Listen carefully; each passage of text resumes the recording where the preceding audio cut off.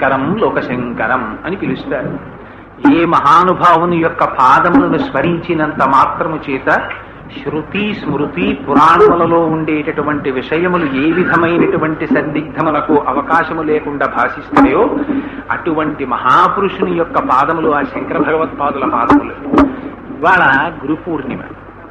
ఆ గురు పూర్ణిమ నాడు గురువుల్ని స్మరిస్తారు.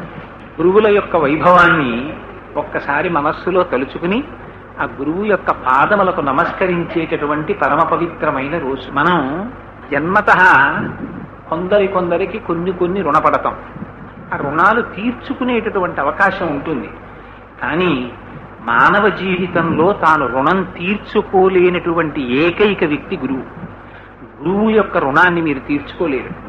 ఎందుచేత అంటే ఈ శరీరంతో సంబంధం ఉన్నటువంటి ప్రతి వారు కూడా తీసుకువెళ్ళేటటువంటిది అజ్ఞానంలోకి మాత్రమే తీసుకెడతారు, సంసారంలోకి మాత్రమే తీసుకెడతారు తప్ప శరీరముతో సంబంధమున్న వాళ్ళు ఎవ్వరూ కూడా శరీరము కన్నా అతీతమైనటువంటి స్థాయికి తీసుకెళ్లే వాళ్ళు ఉండరు.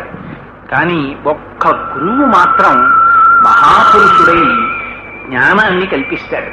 ఆయనకి ఏమవసరం? జ్ఞానం కల్పించవలసిన అవసరం అదేమంత తేలిక కాదు. జ్ఞానం అంటే మనకి గురువులంటే సాధారణంగా మనం అనుకుంటాం ఏదో 1వ క్లాసులోనో 2వ క్లాసులోనో పాఠం చెప్పినటువంటి గురువుని కాదు. గురువులే శాస్త్రం గురువులు